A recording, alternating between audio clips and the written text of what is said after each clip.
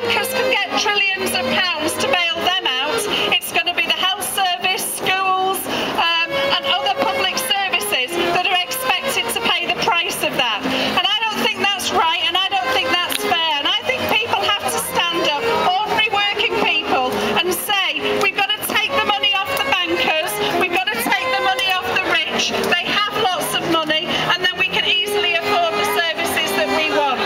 We could stop the war, a war that's causing bloodshed and hardship and stirring up hatred across the world. We could save money and make the world a better place.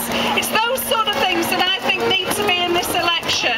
And sadly, we have three political parties who all agree to continue with the war, who all agree that we need to carry on funding death and destruction and making ordinary people pay the price of that. And I think that's got to come to a stop.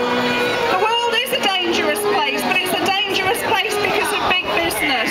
You see what they're doing to our climate. They're not prepared to fund public transport, and they're prepared to carry on letting more and more of the climate change continue, which will affect our children and our grandchildren and be hard to reverse. We need to stand up and say no to that now, even if big business don't like it.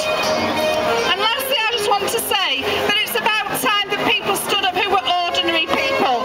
We've seen what MPs can do, that can somehow think claiming for an £8,000 television is a legitimate thing for the taxpayer to pay for, and when they're caught fiddling, they don't go to jail.